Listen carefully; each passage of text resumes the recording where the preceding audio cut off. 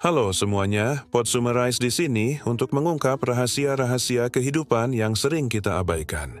Dan salah satu rahasia itu berkaitan dengan perasaan kita. Ya, perasaan yang sering kita anggap sebagai kompas hidup. Sebagai seseorang yang pernah mengalami berbagai drama kehidupan, dari puncak kebahagiaan hingga lembah kesedihan, saya rasa saya cukup berkualifikasi untuk berbicara tentang topik ini. Jadi, mari kita selami dunia perasaan yang rumit ini dan lihat bagaimana kita bisa mengendalikannya, alih-alih dikendalikan olehnya. Tahukah kamu, ketika aku pertama kali menyadari betapa kuatnya pengaruh perasaan dalam hidupku, aku benar-benar terkejut. Maksudku, coba bayangkan, kamu bangun di pagi hari merasa bisa menaklukkan dunia, tapi besoknya kamu bahkan tidak ingin keluar dari selimut. Itu gila, kan? Tapi itulah yang terjadi ketika kita membiarkan perasaan mengendalikan hidup kita. Pernah nggak sih kamu merasa hidup kamu itu kayak sinetron? Hari ini kamu merasa on top of the world, besoknya kamu galau berat. Hari ini kamu yakin bisa menghadapi apapun, besoknya kamu nangis di kamar sambil peluk bantal. Dan semua ini terjadi karena satu hal, perasaan. Ya, perasaan yang sering kita anggap sebagai penunjuk arah hidup kita. Tapi yang bikin bahaya, kita sering banget nurut sama perasaan. Sampai-sampai kita lupa mikir. Kita lupa untuk berhenti sejenak dan bertanya pada diri sendiri, ini benar gak sih apa yang aku rasain? Kita terlalu sibuk merasakan hingga lupa berpikir. Dan inilah yang sering bikin hidup kita jadi kacau. Nah, sekarang aku mau kasih tahu kamu sesuatu yang mungkin agak mengejutkan. Perasaan itu penting, tapi bukan pemimpin. Iya, kamu nggak salah dengar.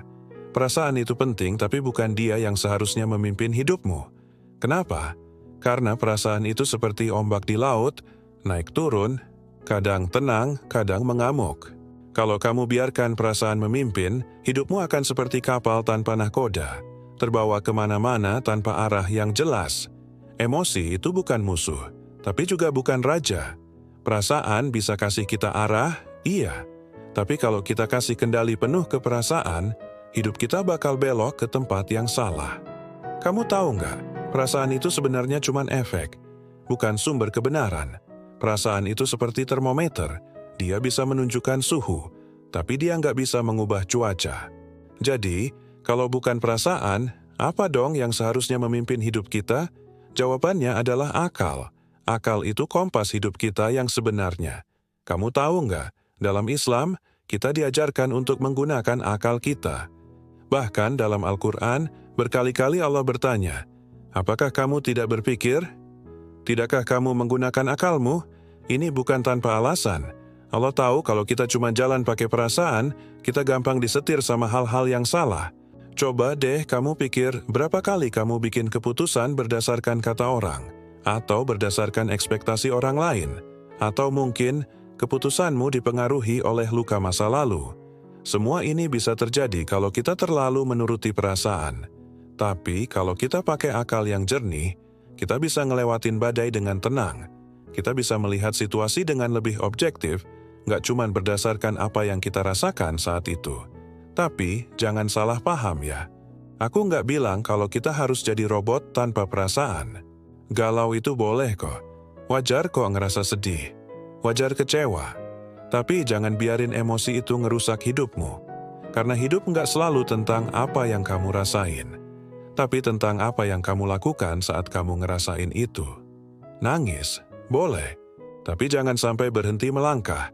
Jangan sampai lupa siapa kamu sebenarnya.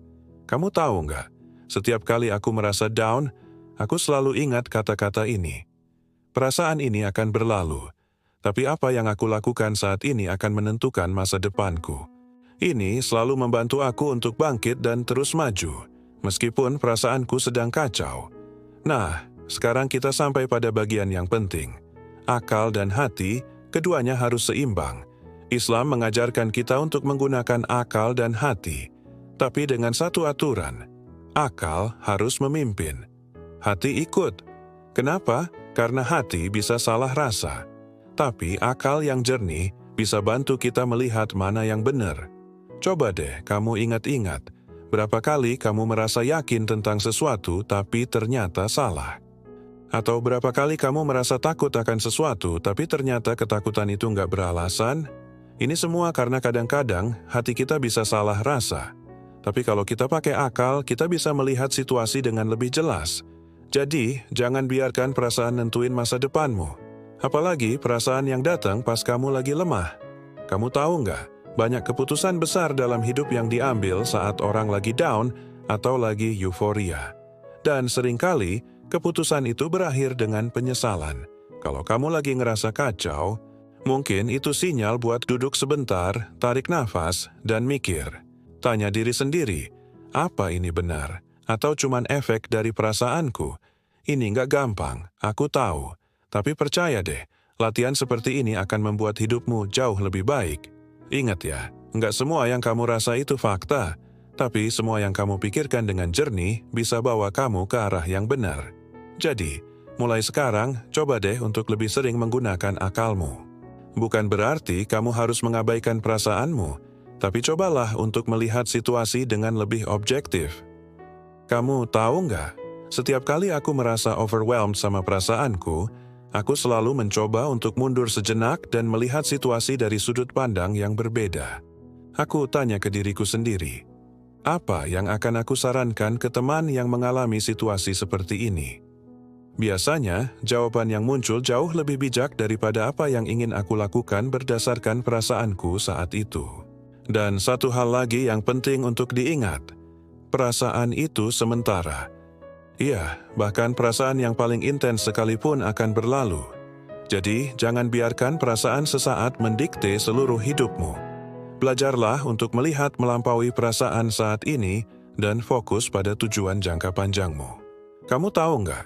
Ada satu teknik yang sering aku gunakan ketika perasaanku mulai tak terkendali. Aku sebut ini teknik jeda 5 menit. Setiap kali aku merasa ingin bereaksi berdasarkan emosi, aku memaksa diriku untuk menunggu 5 menit sebelum melakukan atau mengatakan apapun. Dalam 5 menit itu, aku mencoba menenangkan diri dan berpikir jernih. Kamu nggak akan percaya berapa banyak drama yang bisa dihindari dengan teknik sederhana ini. Tapi, ingat ya, menggunakan akal bukan berarti kamu harus jadi orang yang dingin dan tanpa emosi. Justru sebaliknya, menggunakan akal dengan bijak akan membuatmu lebih mampu menghargai dan mengelola emosimu dengan baik. Kamu akan jadi orang yang lebih seimbang, yang bisa merasakan dengan dalam tapi juga bisa berpikir dengan jernih. Dan satu hal lagi yang ingin aku tekankan, jangan pernah merasa bersalah karena memiliki perasaan. Perasaan itu normal. Perasaan itu manusiawi. Yang penting adalah bagaimana kita merespons perasaan itu. Apakah kita membiarkan perasaan itu mengendalikan kita, atau kita yang mengendalikan perasaan itu? Jadi, mulai sekarang, coba deh untuk lebih aware sama perasaanmu. Akui perasaan itu, rasakan, tapi jangan biarkan dia mengambil alih kendali. Gunakan akalmu untuk memutuskan apa yang terbaik untuk dilakukan. Percayalah, hidupmu akan jauh lebih tenang dan terarah dengan cara ini. Nah, itu dia teman-teman. Semoga sharing kali ini bisa membantu kamu untuk lebih bijak dalam mengelola perasaan dan menggunakan akalmu. Ingat ya, kamu lebih kuat dari perasaanmu. Kamu punya kemampuan untuk mengendalikan hidupmu, bukan dikendalikan oleh perasaanmu. Kalau kamu punya pengalaman atau tips lain tentang mengelola perasaan, yuk share di kolom komentar. Aku yakin banyak dari kita yang bisa belajar dari pengalaman satu sama lain. Oh iya, jangan lupa subscribe ke channel ini ya, biar kamu nggak ketinggalan video-video inspiratif lainnya. Terima kasih buat semua yang udah support channel ini. Tanpa kalian, aku nggak mungkin bisa terus berbagi inspirasi seperti ini. Sampai ketemu di video berikutnya. Bye!